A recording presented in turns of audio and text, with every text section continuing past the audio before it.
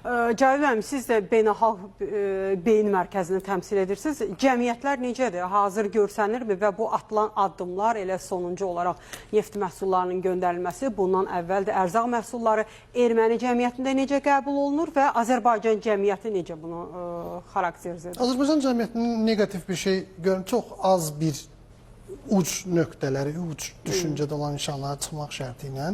Çünki biz qalib gəlmişik, torpaqlarımızı işğaldan azad etmişik və biz bilirsiniz, Ermənistanla qonşu dövlətik, Ermənistanla bir arada yaşamalıyıq. Bu məsələnin başqa tərəfi. Yaşamalıyıq. Bu qanundur. Yaşayacağıq mı? Bu proses necə gedəcək? Yəni, onu başqa şəkildə müzakirə etmək. Buna Ermənistan cəmiyyəti hazırdırmı?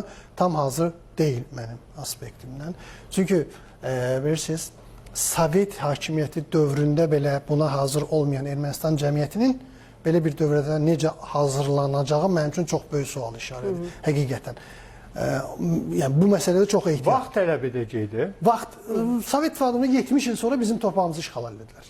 Ona görə çox ehtiyat. Bizim son 3 dəqiqəmiz qalır. Rasim müəllimlə də bu məqama ehtiyatlı, çox ehtiyatlı, diqqətli olmalıyıq. Bəli, yaxınlaşmalıyıq, bəli, ticarət əlaqələrimizi inkişaf elətdirməliyik, bəli, oradakı sülhdən, normallaşmadan tərəf olanların mövqeyini gücləndirmək üçün əlimizdən gələn etməliyik, neft göndərməliyik, ticarət eləməliyik. Amma nəzərə almaq lazımdır ki, Ermənistan cəmiyyətində bir anda radikal qrup hakimiyyəti ələ alma təhlükəsi hər zaman vardır.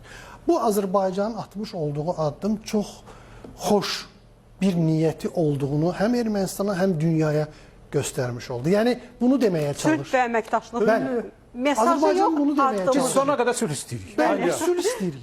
Biz əməkdaşlıq istəyirik. Biz ticarət istəyirik.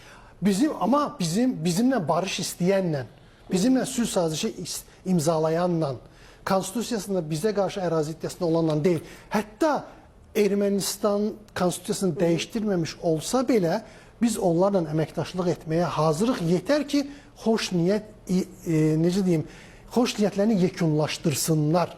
Məncə bu Azərbaycanın ortaya qoymuş olduğu çox böyük bir jest və xoş niyyətdir. Əslində əlimizdədir. Düzgün özlərinin apardığı halda bu münasibətlər dərinləşəcək, genişlənəcək. Özü biz onlara bunu neftimizi, neft məhsulları bağışlamırıq. Ticarətdir, yəni yaxın bazardır. Necə ki biz bugün Gürcüstanın daxili bazarının demək olar ki 60%-ni saxlamışıq neft məhsulları ilə qazla. Təbii qazla 83%. Belə olan halda yaxın yerləşən Ermənistan da baxmayaraq ki, böyük də olmasa ancaq bazardır və fərz edirəm ki, Azərbaycan o bazarda da öz yerini tutacaq. Türkiyə Gürcüstanda bir nömrəli ticari partnyordur. Azərbaycan 4-cü.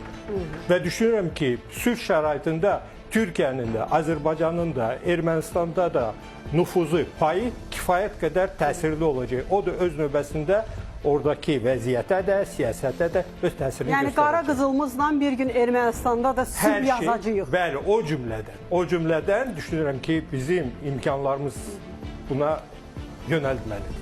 Bəli, dünyada enerji resurslarından müharibələr üçün daha çox istifadə edilir, amma Azərbaycan isə öz enerji resurslarından Cənubi Qafqazda sülh, əməkdaşlıq məqsədləri üçün istifadə edir. Elə atılan addımlar da Ermənistana göndərilən neft məhsulları da Azərbaycanın təbii ki, xoş niyyətindən, sülh məramından irəli gəlir. Belə, hörmətli tamaşaçılar, biz ölkədə, regionda və dünyada baş verən hadisələri müzakirə etdik. Bizə baxdığınız üçün sizə də təşəkkür edirik. Salamat qalın.